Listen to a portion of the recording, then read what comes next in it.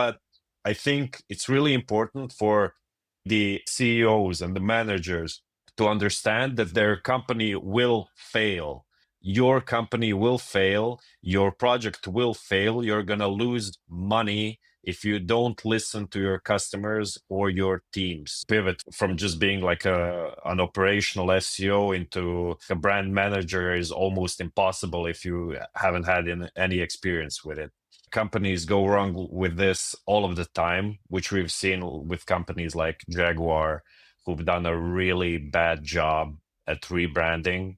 And it's hurt them a lot because who are you now? I'm used to buying cigars from you. Now you're selling, like, I don't know, shoes because it's connected, because it's upper middle class. But if you got a diluted brand signal where you're selling everything and anything and trying to be the authority in all of these fields, you're not really gonna do it.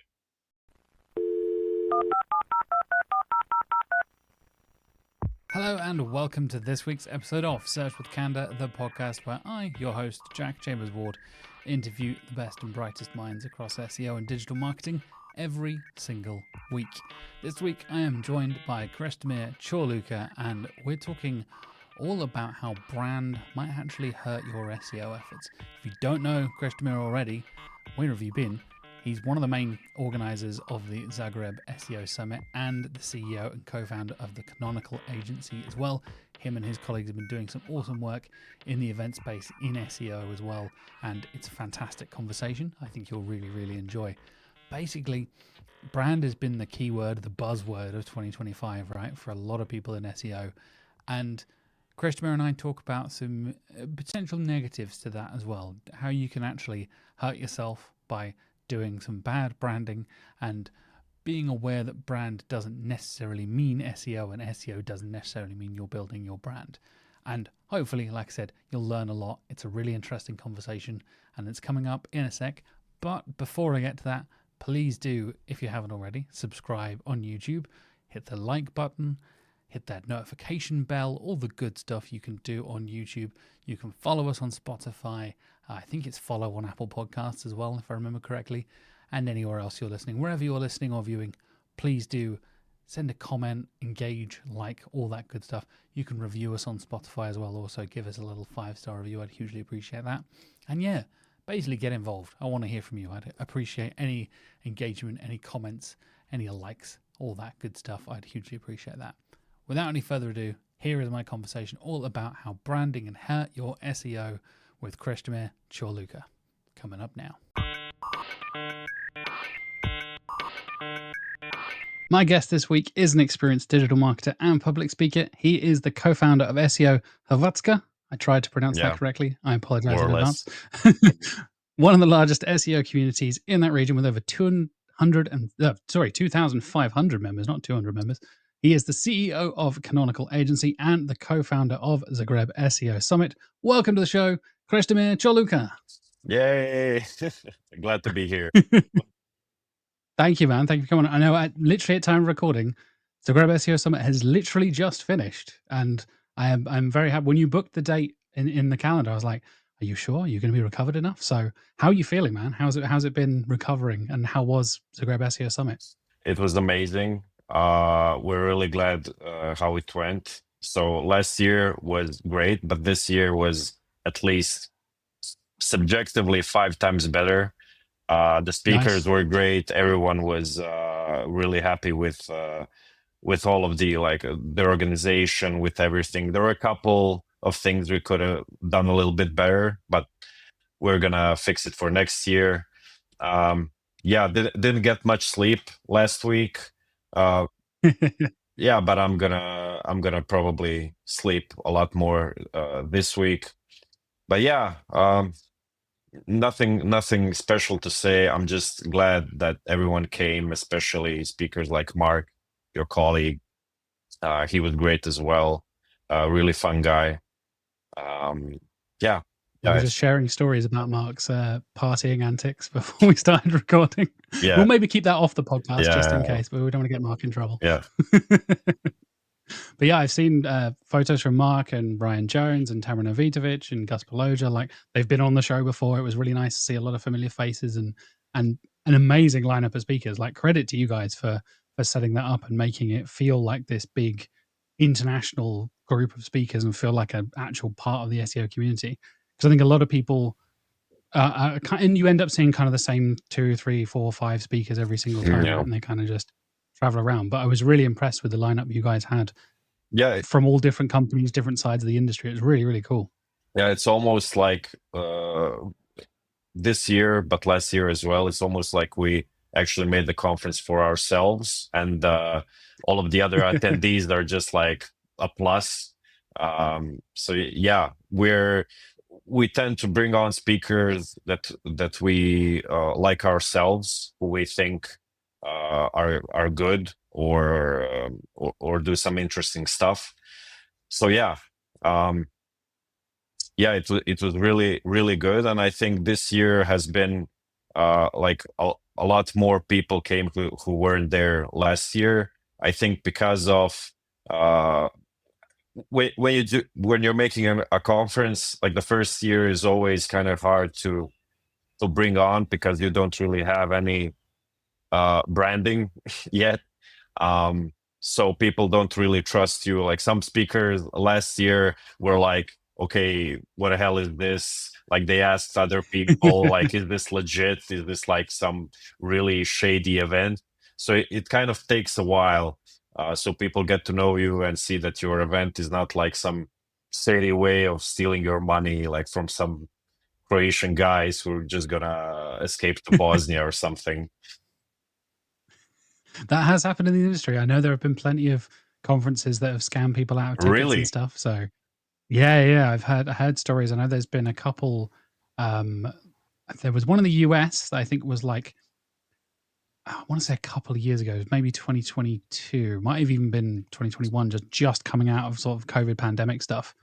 And it ended up all getting cancelled, but they couldn't afford to do refunds, and it was a whole thing. And Mm. people were theorizing if it was a big scam and all that kind of stuff. So, yeah, I think when you see a new event kind of crop up, I think a lot of people are kind of skeptical first because there are so many different conferences, right? There's Yeah. so many different specialist ones. You get tech SEO ones and digital PR ones and all kinds of stuff. And like I said, it's a credit to you guys, and I think that's a really good way of approaching what you do as a company, what you do as a brand, what you guys do as for conferences as well, is make something you would want to watch or read or listen to or whatever it is. That's how I approach this podcast as well. It's like, Mm. well, I was a listener of this podcast before I was the host of this podcast. So I want to get guests on that I like, that I would want to hear from. So if I'm making it for an audience of one, it may as well be myself, Yeah. right? Yeah. True. True. Yeah. Everyone was really nice, especially the speakers. But I don't know if it's like just uh like feigned sort of like being nice or something. I don't think so. Because everyone was like really like overly enthusiastic and like overly happy with everything. The attendees and the speakers as well, they were all like, man, this is awesome. This is one of the best conferences I've ever been to, which is kind of weird Amazing. to hear when there's like you said, there's like 500 other conferences, some of which have been going on for like 10 years. So that's a really nice compliment to get, especially from Definitely, established yeah. speakers like Mark or Aleida, Gus, and so on. Absolutely. Yeah. Like I said, I think there's been a real good push in the community to see more smaller conferences in different parts of the world, because I feel like there was obviously very much concentration UK and US, the English speaking countries, Yeah. and all that kind of stuff, right? And now seeing guys like what they were doing, Tech SEO Summit, and say what you guys are doing as well, and like SERPConf in Vienna, and it seems to be spreading out more across Europe. And like I said, bringing in multinational, multilingual Mm. speakers and all that kind of stuff. I know what Yammer is doing at Search and stuff over in Turkey as well. Like Yeah. you guys carving the way for a lot of the Eastern European and Croatian side of things as well. It feels like there's a really positive movement in the community at the moment. And for me, it feels like, oh, I need to get out and see things outside of the UK, right? I need to I need to branch Yeah. out and travel outside and experience other conferences and other communities and stuff like that. Yeah, sure. I mean, every conference has something which makes it special. So these big, like huge corporate events can get kind of, I'm not gonna say boring. They're not boring. It's just that you're kind of used to them, especially if you, I don't know, go to Brighton or whatever every year. I'm not speaking anything against them. I'm just saying that people who come there every year, they're kind of, okay, we've been through this. I know where everything is and so on. And then you go to some like other conference, like especially uh, ones like SEO on the beach, which is in Spain, which is like literally on the beach. That's a really, Yeah, yeah. that's a really fun one. Tom went there just after our conference. Tom went I there. literally saw Tom travel from Zagreb over to Yeah, Spain. yeah, I was like, hold on, when you, I literally saw you talk and then you're talking again. Like, oh my God. yeah, Yeah. yeah. Credit to Tom for doing Yeah. that. Yeah, and you know you gotta talk about this stuff in these smaller communities as well, because SEO in Eastern Europe is still kind of like occult in a sense, because there were loads of scammers. There were also like a lot of really good SEOs, but also a lot of really bad agencies. So people Mm. don't really have an experience with how it really works, or how to do it well. So one of our main points was not just to like bring in international speakers, do something which we deem fun, but also to kind of make companies in Eastern Europe, uh, although in Croatia, Middle or Eastern Europe, whatever, but make them understand that SEO is not some like weird thing you pay for and get nothing from it. And people are always talking about links and some like vector embeddings, and yeah, it gets weird for the average person. So it's not just for SEOs; it's also to kind of remove the occult part from it. People don't usually understand. Yeah, for sure. And I think that ties nicely into the topic we're going to be talking about, because you brought in a really interesting topic for 2025 in particular, because I feel like brand is kind of the buzzword that is happening in SEO at the moment. And the way you worded the topic is how branding can hurt SEO. Yeah, And I think that's a really interesting spin on that, because so much focus has been from AI search and LLMs and AI overviews and just in general being visible on SERPs, right? Everybody is focusing on brand, and that's been yeah. the thing everybody's talking about this year. From your perspective, I guess, do you think that kind of reputation you build even before you start thinking about SEO, you said like, oh, even SEO as a concept, as an industry, has a reputation in certain parts of Yeah. the world, right? Do you think that can then carry forward once you start getting online, if you have that kind of existing offline reputation and brand image pre-existing already? Does that then negatively affect you when you want to start going digital and kind of catch up with technology and the rest of the world? Yeah, of course. I mean, branding can really make or break a company. It depends on what you do, and this is why I wanted to speak about this subject, because there's a lot of like branding buzzwords right now. A lot of SEOs who got like really scared of AI mode and AI overviews and so on, and they're all, not all of them, but some of them are pivoting into like branding experts. And I don't know, because they heard somewhere in a talk somewhere that branding is incredibly important, and now they're kind of trying to pivot into something they probably don't fully understand, because branding is a whole nother beast than just SEO. I mean, SEO is a part of branding, but trying to pivot from just being like an operational SEO into like a brand manager is almost impossible if you haven't had any experience with it. Um, yeah, branding is important. We should do it, especially in this age, but we probably shouldn't uh, like panic and just try to get like as many brand citations wherever and do 55 events and I don't know, whatever else, do some like rebranding stuff. It can really hurt the company, especially if they're doing it not for the right reason, not to like make their product or service more understandable, but doing it just because, I don't know, everybody's doing it. Companies go wrong with this all of the time, which we've seen with companies like Jaguar, who've done a really bad job at rebranding, and it's hurt them a lot. And now they're trying to rebrand again, and they're a Yep. huge company who probably have millions upon millions of dollars invested into many different like analyses, surveys of customers, and so on. And if you're like a small to mid company, and you're trying to do branding without trying to like understand who your customer is, just trying to do it off the top of your head, you're not gonna have a good time. Yeah. I agree. Yeah, I think, like you said, we're seeing a lot of big companies, and then one that was resonating in the SEO industry a little while ago was the WooCommerce to Woo rebranding that happened, Yeah. and they absolutely tanked anything that they were basically working on. I think the Systrix study where their visibility just basically dropped to zero because what does Woo mean? Like, what Yeah. a weird choice to just get rid of the commerce side of it that pretty clearly defines what your product and what your service is.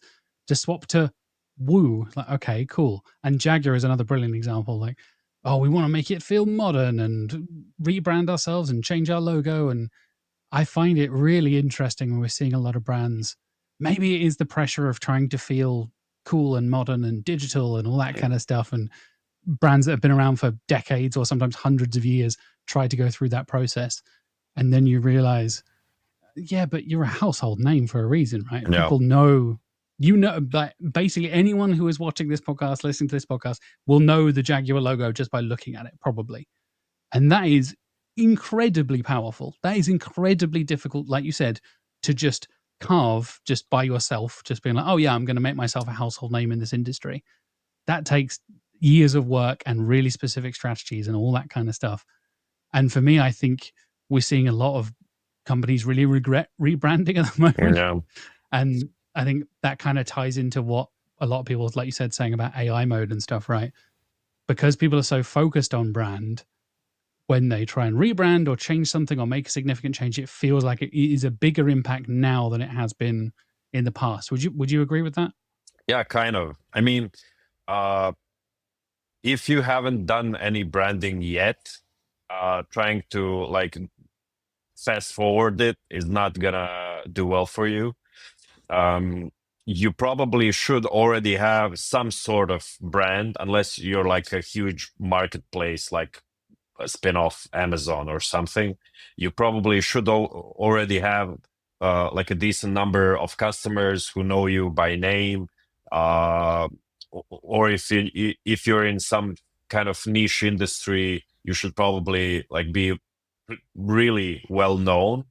So it would be incredibly weird if you didn't have any branding yet. I think what most companies right now mean by branding when they start panicking about the future of SEO, they mean like, okay, we need to expand or invest a lot more into PR, or social media and so on, which might be the case, but I mean, it's probably not. I've seen a lot of companies even before all of this stuff, which has happened during the past few months, which I worked with, have a really bad time with trying to expand their user base without understanding their previous user base completely. So they would just, I mean, let's say you're selling like cigars. You've got a user base which is probably male, 25 to 30. I mean, 25 to 50, or actually even more. Okay, let's Maybe say, even higher than that. yeah, let's say just generally male, high, upper middle class, or high, some uh something like that. who like to enjoy a nice cigar, and trying to put in some other service or product does make sense, because at one point you're just selling everyone cigars who wants to buy cigars. You've got like, let's say 1,000 people, you've got 700 customers. Getting those additional 300 customers is incredibly hard.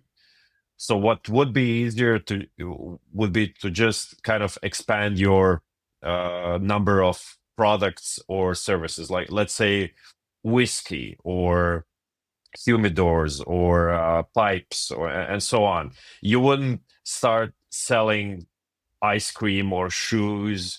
And some companies do that. They just see, oh, look at this. Like we have 10,000 search volume on this really weird product or something. Let's go for it. And then all of the signals get messed up, not just for the algorithms, they also get messed up for the user. Because who are you now? Like, I'm used to buying cigars from you. Now you're selling, like, I don't know, shoes, because it's kind of connected, because it's upper middle class. So maybe people are buying dress shoes as well, but it doesn't really make sense. It's not that connected. Something which would be more connected would maybe be like a nice chair or glasses, whiskey glasses or whatever.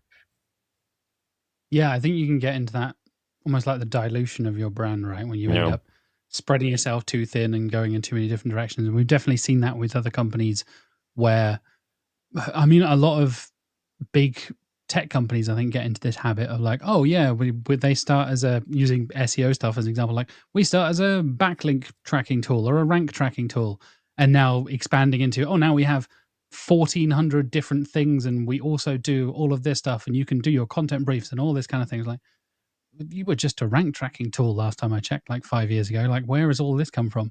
And like you said before, it's a really difficult thing to do if you're not already an expert, or you don't bring in experts from those fields to then expand from cigars to shoes. You're like, okay, like you said, there's probably a reasonable crossover in those audiences, but that doesn't mean that you and your team know how to market shoes or make shoes or partner with manufacturers or whatever it is.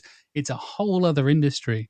And I think we've seen that a lot where, like you said, companies kind of see the dollar signs or see the money before actually realizing what's realistic and what's possible, and kind of say, well, there's a million people doing this thing, so let's go off and spin off and do something completely different. And I've often lost faith in brands or become disinterested in brands. Like, yeah, that doesn't really apply to me anymore. Maybe I'm a bit of a weird case here or whatever, you know. And I don't know if you feel the same way, mate, but there's that element of when you get something that really focuses and really knows what they're talking about, you find a brand that is just like absolutely nailing it for that specific thing.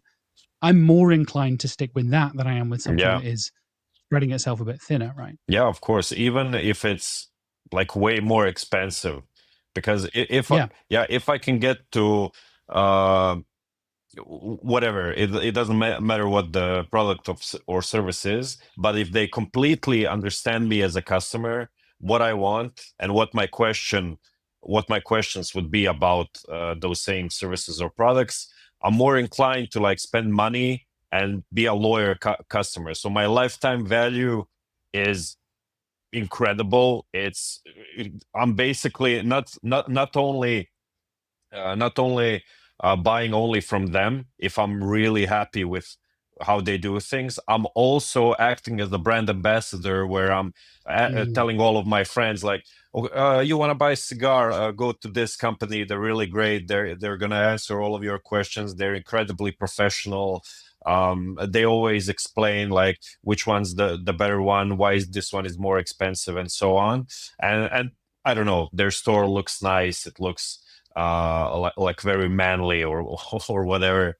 And then people go there and then they become the brand ambassadors and so on. But if you got a diluted brand signal where you're selling everything and anything and trying to be the authority in all of these fields, you're not really gonna do it.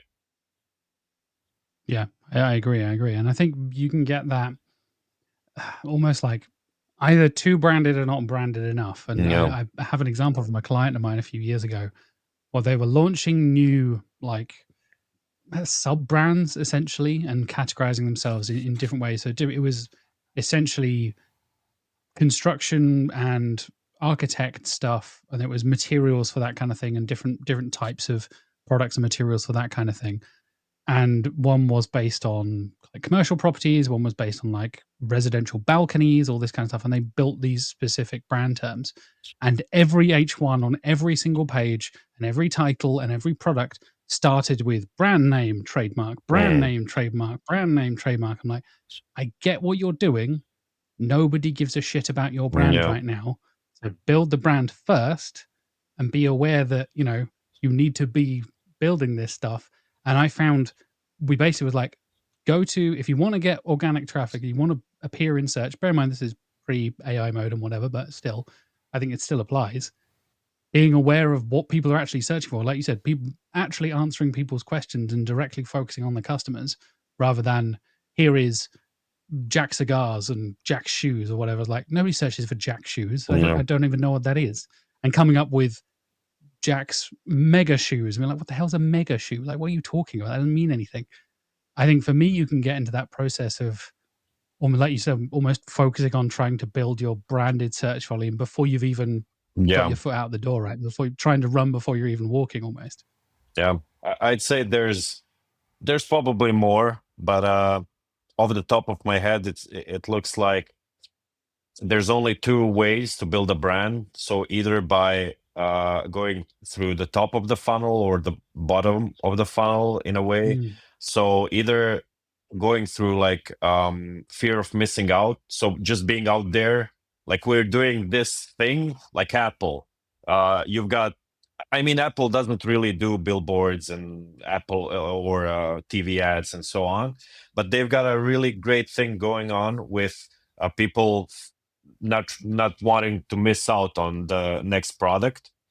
Some other brands might do it as well, but they might introduce like billboards, radio ads, SEO, PPC, and so on. Just like being out there, dominating the share of voice, and then people are like, okay, what the hell is this thing? Like, it's obviously popular. I don't want to be missing out on this if everyone's buying it, so I'm gonna buy it as well. So you can do that, but that's incredibly expensive, and most brands can't really do that. Or you can go the other way around and just being, which is maybe easier in some ways, but it's harder in others, but it's certainly a lot cheaper. Just being like a great place to buy from. So having great customer service, answering all of your customers' questions.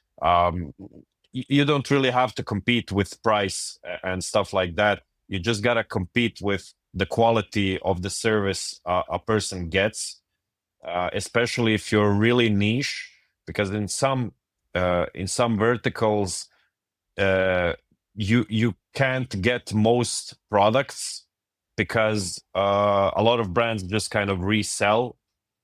And so if someone's really into something, like let's say bodybuilding, and he's looking for like a specific supplement or something, most brands don't have it.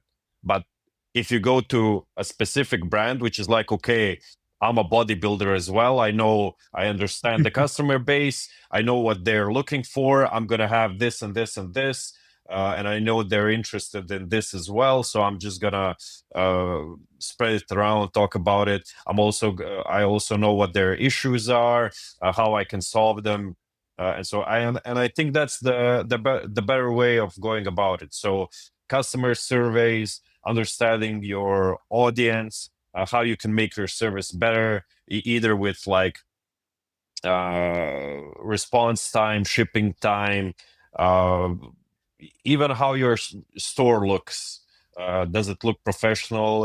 Are your if you're selling something in a brick and mortar store, if your sellers are like nice people to be around, are they fun, professional, whatever works for your specific brand. So yeah, those are kind of the two ways of going about branding, I think. Yeah, for sure. And I think we find, you mentioned it earlier, I think we see a lot of brands trying to do that reputation management kind of thing, right? Like you'll see a bad review of, oh, the shipping is really slow, or the customer service was terrible. I think that is the most common one we all see is Yeah. big company, customer service was terrible. From that perspective, is that kind of where you're thinking of it in terms of how that branding can hurt your SEO when you're seeing those negative reviews and negative responses and stuff like that, when you've already kind of built a reputation? And I'll give you an example from a client of mine. I had a conversation a couple of years ago that was, one of the search terms around them was, is insert name of brand here legit? Like, are they a real company, Mm. or is it just like drop shipped Timu crap, right? Or is it real actual licensed products? And we had a whole conversation about, should we put that in our FAQ on our like website and stuff? I was like, I mean, no, maybe not. Like, because the fact that you would say you were legitimate even if you weren't legitimate, so it's Yeah. not actually going to do anything. You need to actually reinforce it through customers and through actual humans reviewing you and giving that credibility. So, from your perspective, is that kind of brand reputation and that kind of thing, is that one of the things that can really damage you in a digital marketing and SEO kind of way? Yes, of course. But the main issue I've seen with brands, I mean, this is kind of there's a lot of issues with branding which can happen. But one of the main issues I wanted to talk about actually was just how their websites work, or how their service works. So I can't really talk about the number of times I've had a brand come to me and say, "Okay, we can't do this on the website because I don't know, it's our we made the brand book like this, and our developer can't really change it, or our designer can't change it because then we have to change it across like many countries or whatever, and their landing pages just suck because they've been done by someone who has no idea about uh, how selling works. I mean, the landing pages are usually very pretty because it's been done something by someone who's a professional in design, but they usually don't work.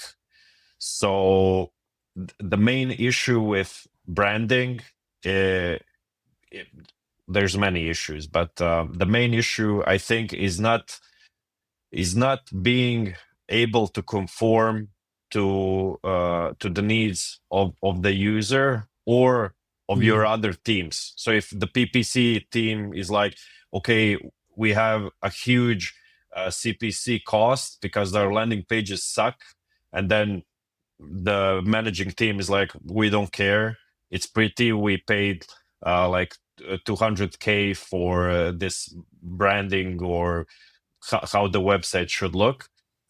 So the real case is that all of these companies should really include SEOs and all of the other teams as well before they do anything with creating their websites or their brand. And because everyone, uh, especially if you have a huge team, everyone from every part of your like marketing team and your customer service team and so on, everyone knows a little bit about your customer. No one knows everything about your customer. So I, as an SEO, might come, okay, we should probably sell this because it has a great search volume, we can probably rank well, it's really well connected to our brand. And then someone from the customer service comes and says that people, I don't know, for some reason really like that we're not selling this as well, or trying to upsell them into this,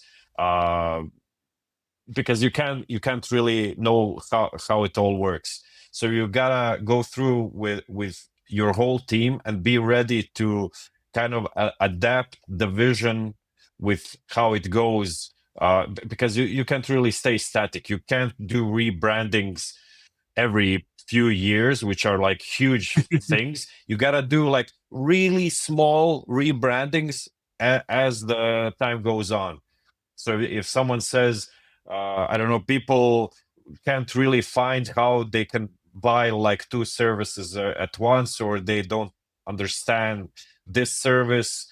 Then you got to change that. You can't wait until you have a huge backlog which you're just trying to implement at the same time every 2 years, because you're really not going to have a good time. So yeah, that's Yeah, the main thing. 100%. I think for sure, for sure. I think you often see, I don't know, maybe restrictive brand guidelines and stuff like that. Yeah, Like you were saying, oh, you get stuck in a particular, I don't know, color scheme or design or shape or whatever it is. And I totally agree with you. I've seen many, even like main navigations that fundamentally don't work or can't be crawled, or things aren't usable without JavaScript or whatever it is. But it looks nice and it fits all the brand guidelines and stuff like that. And again, this was very much the theme of the podcast last year, whereas the brand seems to be the theme this year, was where different teams and different departments need to work together and communicate more. yeah, And it's the thing that hopefully people have been saying for years, but it's definitely something that has been resonating for me over the last 18 months or so. Is, like you said, PPC, SEO, development, branding, internal, email, content, whatever it is, all your different marketing teams, and even outside of the marketing teams in yeah, terms of CEOs and marketing managers and whoever it is, you all need to work together and be on the same page to make sure that it is working for everyone. And like you said, not just leaning towards, oh, well, it looks pretty, but it can't be discovered, so it can't be crawled, so you're kind of screwed. yeah, And I think we get in that kind of restrictive space a lot of time where I have gone back and forth many times with brand managers or whatever, like, oh, this font is the wrong font. And I was like, I don't care about the font. I care if the page is indexable or not. I don't care about the font. I care about the content itself. And I think you can really get stuck on those little tiny bits that seem to matter to very specific parts of a department or specific people, and not zoom out and see the bigger picture, right? yeah. I think that a lot of like managing directors and so on are so high on cocaine a lot of the time that they're like, man, this is amazing. We're going to do this and then going to do this. And they're like, this will increase our market cap or whatever by like 5x or something, because they're all like hyped up. And then someone comes along and says, but okay, but this isn't what our customers are looking for. It doesn't work. It's not going to work. And then they do it anyway, and then they usually get fired as CEOs or managers because they've not really done a good enough job. But instead of the company fixing this, they just hire more cocaine-addled managing directors who do the same thing, and it just kind of I can't. There's so many times I've talked to companies where I'm asking them, okay, how is this going to work? How are you going to sell this? This doesn't work for the customer. This doesn't work for the search engines. And they're like, yeah, but we've invested a lot into this, and we really think, like, we're really happy with how it turned out. We think it's gonna be a great thing. Okay, but it's not going to work. And then they usually fail because no one likes a negative nanny, but sometimes you've got to be. I've talked with some like startups as well, where I'm like, okay, you should probably close down your startup. It doesn't make any sense. I'm just trying to be as honest as I can be. It's just not going to work. You're gonna lose all your money. Maybe you have some seed investors. You don't really care about the money, but you're gonna uh, waste your time. You could just tweak it a little bit, which is probably not your vision, but if you tweak it, then you could probably get away with it. But if you're not gonna tweak it, if you're just gonna get set in your ways, it's not gonna work out, and it usually doesn't. If you're not gonna listen to what the other teams are saying, you're just losing money. I mean, everyone knows, like you said, it's been a topic for a long time. We all gotta work together to make this a good thing. Yeah, but I think it's really important for like the CEOs and the managers to understand that their company will fail. your company will fail, your project will fail, you're going to lose money if you don't listen to your customers or your teams. And it's really important that whoever listens to this understands that. Don't let your ego get in the way of you making money. 100%. Yeah, I think it feels like in many ways we're coming back around to a lot of old school marketing tactics, and people again talking about brand, talking about the fundamentals of visibility of a brand and not worrying about rank tracking, all this kind of stuff. But there's also the negative side of that. Like you said, we're going back to the cocaine fueled Wall Street 80s type stuff where you've just got all the venture capitalist investors and all that kind of stuff is throwing money at ideas that don't actually make sense and don't actually serve a purpose, but sounds cool or looks cool, or it was my buddy's idea, so I'll just throw money at them or whatever. Yeah, or the competitor is doing it. Oh, yeah, I have seen, I know plenty of people who are just fueled by competition and spite. Basically, it's like, well, I can't let them have it, so we're gonna make an entire new company or a brand or a new product just to screw them. It's like, okay, you're willing to just throw your money away just to give them a couple of fingers, give them a middle finger? Like, it's such a weird. Maybe it's because I'm not a rich cocaine fueled CEO type person, but I don't know. I've never understood that kind of process. But I think we see that so often now when we're looking at the digital marketing side of things. People see a shiny new piece of tech. It's like, oh, cool. We need to. Everything is bloody LLMs and AI at the moment, whether it's appropriate or not. Everything has to be AI powered features introduced into fucking Duolingo or something. Like, why? I don't need that. Duolingo just does the little noises, and or all kinds of things seem to be just jumping on a trend or a brand or whatever it is, and be like, ta-da, here's a new cool thing. And I find that really frustrating. I'm sure you do as well, Krešimir. Like, there's that, like we said, the kind of dilution of the brand. It feels like you don't actually know what you're doing. You're just kind of winging it and following trends.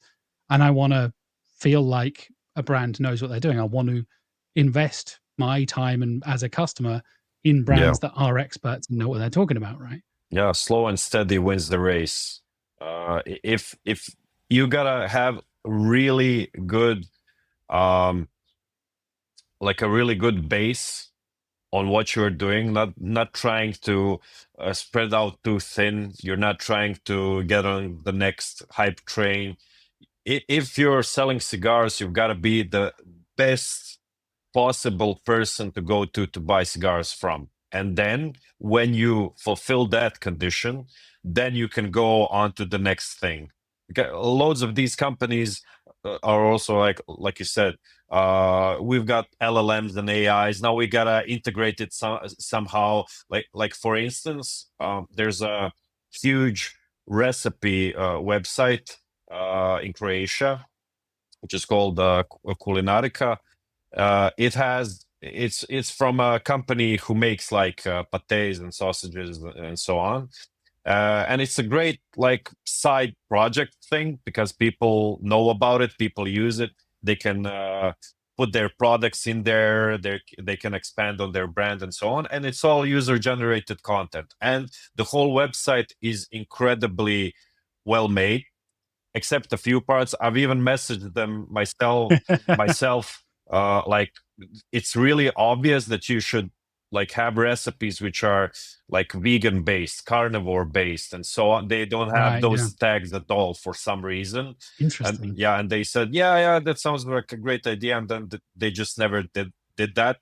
I presume because of some branding thing as well. They just never kind of thought about it, and they don't really want to change anything. But yeah, that's not the main issue. So all of the recipes are user generated, right? And then they created like an AI which fills your screen, especially on mobile, as soon as you open up the website, which is like, hey, you want to cook today? I'm gonna give you the best recipes for this and that and so on.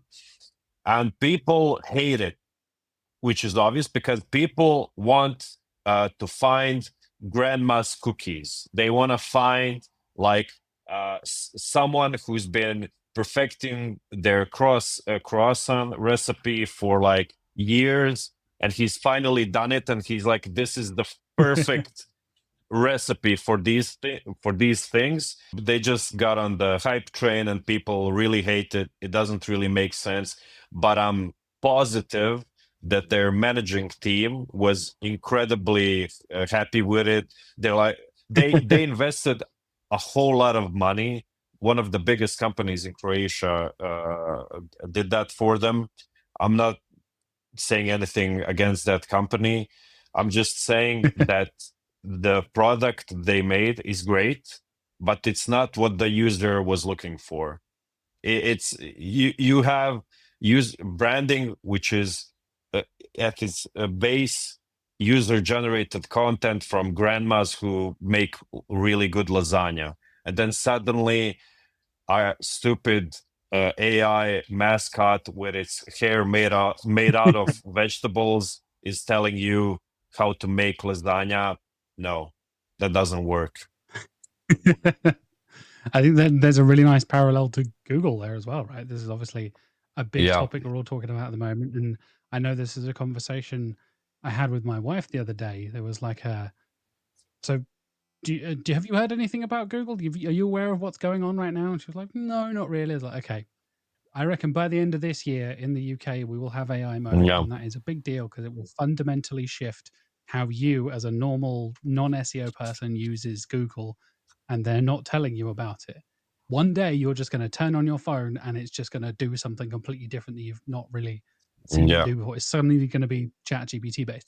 And a similar kind of thing happens. I called out Duolingo. You're calling out the Croatian recipe site. Like, we don't want little mascots welcoming us and trying to customize everything necessarily.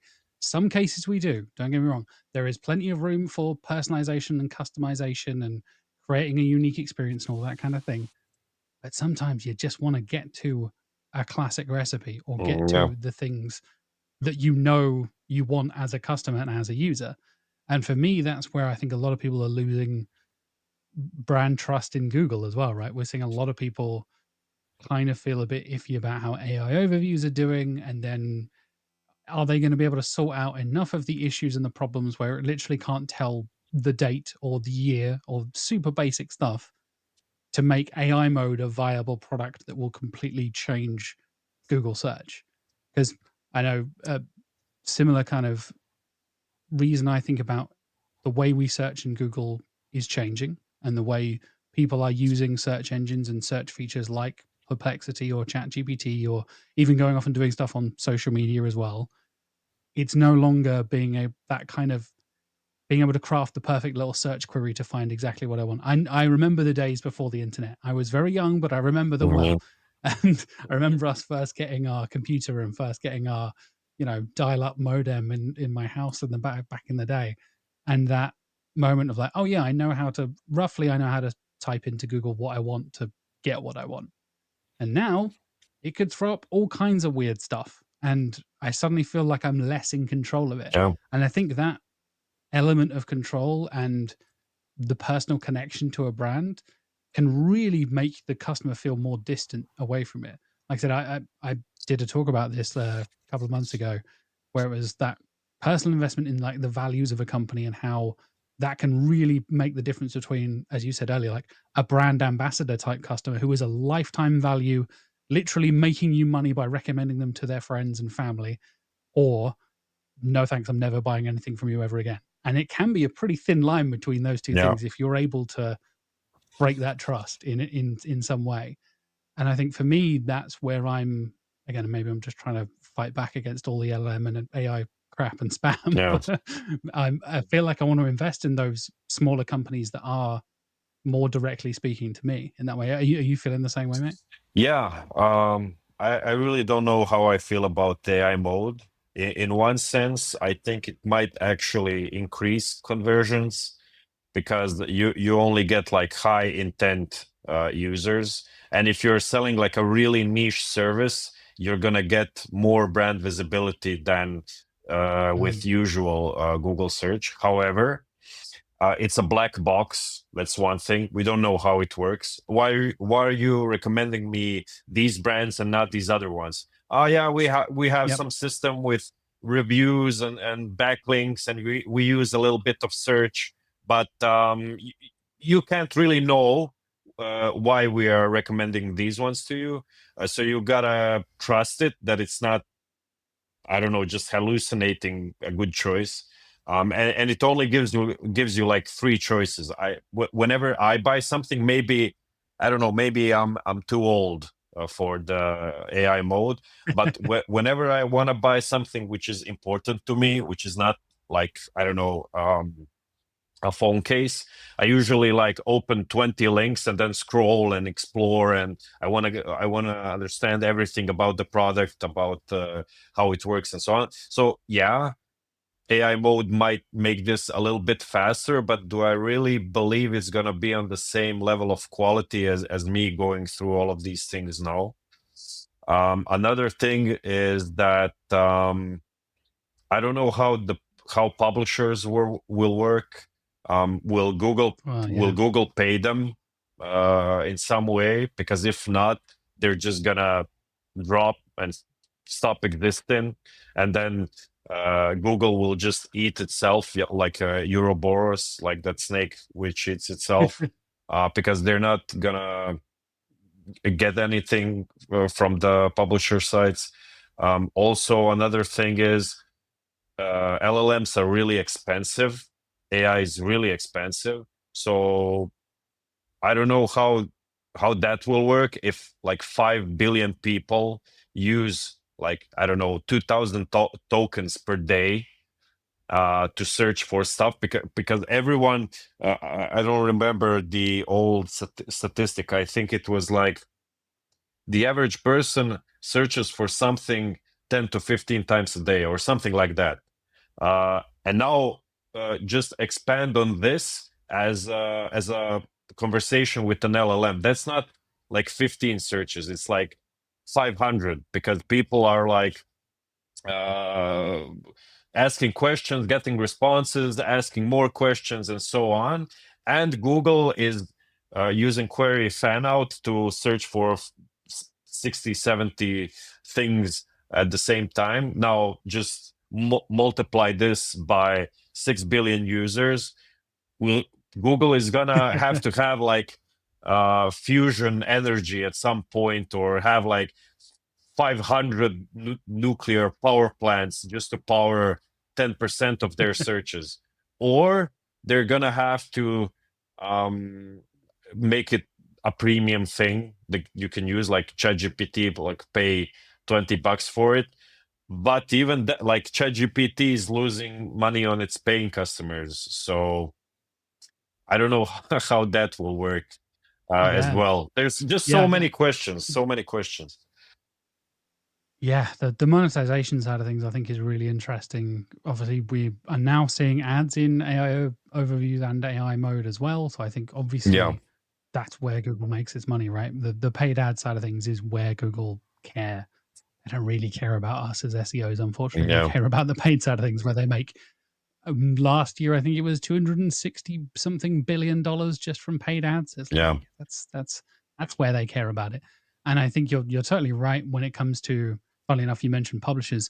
That is the theme of my talk that I pitched to Brighton SEO this year, funnily enough, is the future of monetization for publishers, and what I think is going to happen and how that works. Because I think we're going to see a lot of the like movement away from the open web as we know it, and more to closed off communities and small little bits and pieces, things like Discords and Slacks and Patreons and all that kind of stuff for content creators. And I think a lot of publishers are now doing that in terms of their like paid subscription services. You mentioned ChatGPT there as well. But there is a limit to subscriptions. There is a limit to how many customers are willing to pay for a certain thing that they previously got for free. If they're old, no offense, Krešimir, like me and you, then we remember the time when we could go on any website for free, right? We could remember the times I could read any publisher, any newspaper article on the internet for free, no issues. And then suddenly, if everything is paywalled, you then get into discussions of how is that being crawled and indexed, and how is Google handling paywalled stuff, and how are LLMs. And I love what you said there, like the Ouroboros of the snail, the snake eating its own tail thing, of when we as bad SEOs, not blaming us, but the people doing crap job, we're just churning out AI spam stuff, then that is the data that the LLMs of the future are being trained on. And it's just an AI Ouroboros, like you said. We're just going to get worse and worse and worse. So I wonder if we will see that kind of consolidation of lots of like crap being chucked out into the internet, but actually you have to kind of go out of your way to filter and find the creators, the publishers, the reviewers. Like taking your example of looking for say I want to buy a new laptop or a piece of hardware, right? I do the exact same thing as you. I will open up 15 different tabs. I will watch YouTube videos. I will get comparison tables, sometimes even put it in a bloody spreadsheet and just be like, okay, so that's RAM and there's Yeah. and like lay out all the different options and all that kind of stuff. And like you said, I don't trust LLMs at the moment. I think a lot of us who are more aware of what's going on don't trust LLMs. But I also think there's the other side of it, the normies who Yeah. also don't trust LLMs and AI as well. I'm sure there's plenty in the middle ground that just kind of assume, well, it's high tech and they probably know what they're doing and everything's going to be fine. But I think there's enough skepticism around where people like you and me and plenty of other people will be hesitant to just rely on that as a single source, Yeah. right? I think that's true for now, at least.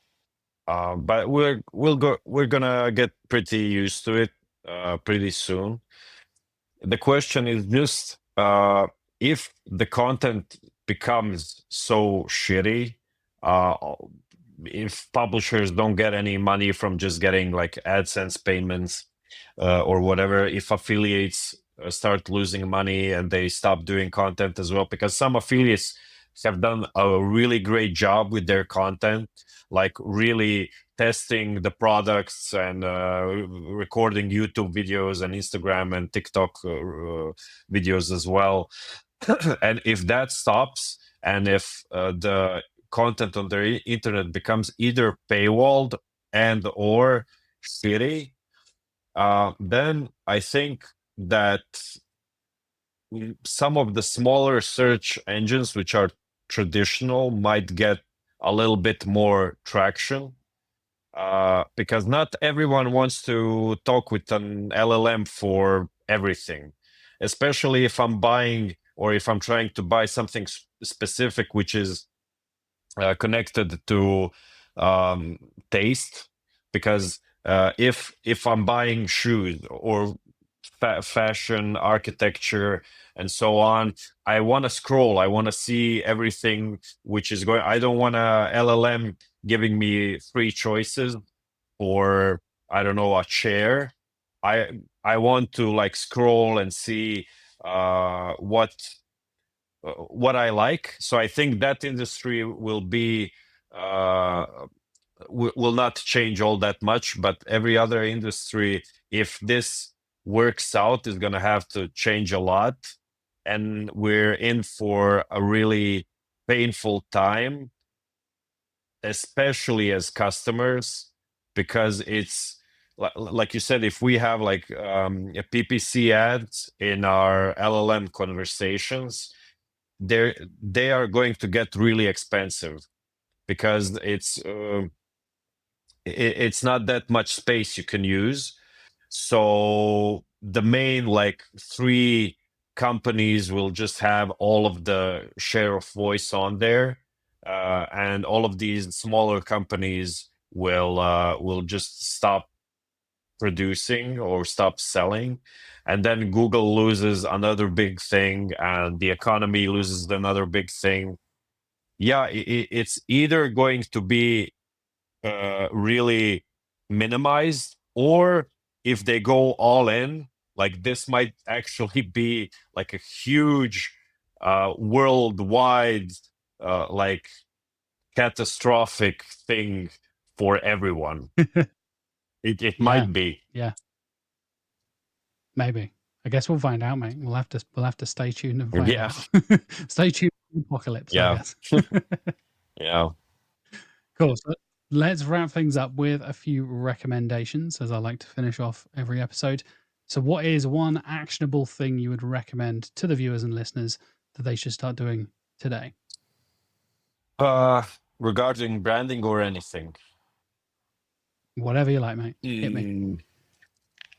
I think, well, I think I would go with connecting with your teams and your customer base regarding branding, understanding what you're selling and who you're selling to. Um, so I think that's the most important thing. And also getting way more granular, which not a lot of companies are doing, because you might not be able to rank for or sell like red, like Adidas shoes or Nike shoes, but you might be able to sell like a specific type of dress shoes which people are looking for, and you might even get into LLMs a lot more, because you're basically the only source or one of the few sources for something like that. I think like really granular categorization of your websites might help you a lot. I'm trying this with some clients, and we'll see. I don't know yet, but it seems to me that it might work. Awesome. Yeah, I think it's a good thing to lean into, right? I think there's that. Maybe we'll see a bit of a revival, like you said. We'll see a positive side of things before the apocalypse Yeah, comes. yeah. Fingers crossed. Next up, recommend a tool or a piece of software that you've been using recently that you think deserves a bit more attention. Honestly, I haven't had the time to try any new tools. Doesn't have to be new necessarily. I mean, I usually just use, like, on my day to day, I use like Screaming Frog and Ahrefs and so on. Just the basic stuff. Um, um, I haven't really had the time to explore some new tools. I probably should. I've also I've got recommendations for a lot of like different small niche tools, but most of it is AI hype. So it's like, hey, hey, there's this tool which does this with AI and this with AI, and I just I kind of do traditional SEO mostly, and it works still. So I'm not trying to get on any hype trains. I use a little bit of AI in some things, especially with trying to correct my own thinking, because I can also get in that cocaine-addled mode where I'm like, damn, this is a really amazing idea, and then I just put some things into ChatGPT or somewhere, and then ask it, am I right about this? Does this really make sense? And it usually corrects me very well. So that's actually the main thing I use it for, to kind of like correct my patterns of thinking. Nice. I think I found that as well. The kind of like brainstorming, bouncing ideas Yeah. off the kind of thing is often where I lean into a lot of LLM stuff as well. Because I find using it as a process from start to finish never really No. gets me where I want. And for me, like a blank page or a blank report or whatever it is the worst thing for me. It's always that starting process of like, Yeah. I have an idea, but how do I do it or translate it or work it or explain it or whatever it is? And like you said, I'm right there with you, mate. That element of like, am I right? Does this make sense? How does that work? That's a good way, good use. Yeah. And last but not least, a video, a book, an article, a podcast, a movie. Doesn't even have to be SEO related. What have you been enjoying recently that you'd like to recommend to folks?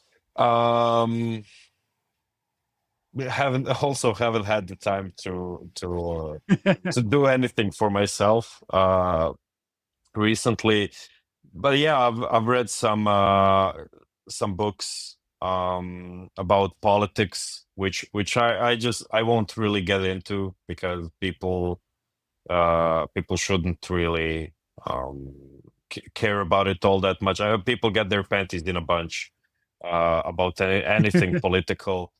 But yeah, I usually don't really listen to podcasts all that much anymore. I sometimes get on I sometimes listen to like specific podcasts I get recommended from someone or from the gods of the algorithms on YouTube. And so I mostly just listen to like Pints with Aquinas or Theo Vaughn, maybe Joe Rogan sometimes. Um, I watched Dune 2 with my wife last night. Yeah, Nice. that's basically it. Good combinations there, mate. Good choice. Good choice. Yeah. Well, if people do want to follow you, Krešimir, they want to follow Zagreb SEO Summit, they want to follow what your guys are doing at Canonical, where are the best places to find you around the internet? On LinkedIn, we're usually active there. We also have that Facebook group, SEO Hrvatska. But yeah, that's like a local group. So if someone's listening from the UK, it doesn't really make sense. But yeah, you should. We have an international audience. Don't worry. Don't worry. Yeah, but we do have SEO meets, which are sometimes attended by people from other countries. Um, you can hear about them on LinkedIn as well. Visit. It's not Zagreb SEO Summit now; it's Croatia SEO Summit because we're not really connected to any specific place anymore. But you guys should probably visit that as well next year. It's probably gonna be maybe middle of May or beginning of June. We'll see. Um, yeah, that's basically it. We've got an SEO newsletter which is in Croatia. We've got a really shitty website. We don't put anything on because we have no time to do anything for ourselves. Our tagline on our website is literally we haven't had the time to create a good website because we're really busy with doing that for our clients. And people love it, so we just keep it shitty. Nice. That's the right way to do an agency right there. I appreciate that kind of branding and kind of message. Yeah. For sure. Awesome. Well, thank you so much for joining me, man. It's been a really fun conversation, and I look forward to hearing more about Croatia SEO Summit next year. That's something to Yeah. look forward to. I'll put links for everything in the show notes and video description if you do want to go and follow and check out all the conferences and cool things you guys are doing. Thank you once again for joining me, man. It's been a pleasure. Thank you for having me. It's been really fun. And that wraps up this week's episode of Search with Candour. I hope you enjoyed my conversation with Krešimir as much as I did. I think it was a really interesting kind of spin on brand. Like I said, I've seen a lot of positive conversation and a lot of different takes around brand in 2025 and how it relates to SEO. So hopefully you enjoyed Kreshimir's take and the kind of topics we were covering there. I think it was a nice little taste, a nice little tease of stuff to come, because I have more people talking about brand coming up in the next couple of months as well. I'm pretty much recorded for the next couple of months, all the way up to probably the live podcast at Brighton SEO when I'm doing the crossover with the SEO Mindset guys. So plenty of things to look forward to over the next couple of months. I know I've got Jacob Cass talking about branding and how important that can be, so kind of a contrast to this episode. I've also got Abby Bennett talking about brand and how it relates to digital PR as well, and plenty of other fantastic guests throughout the next few weeks, throughout the next couple of months as well. So stay tuned for that, and thank you so much for listening. Thank you so much for watching, and I'll see you next week.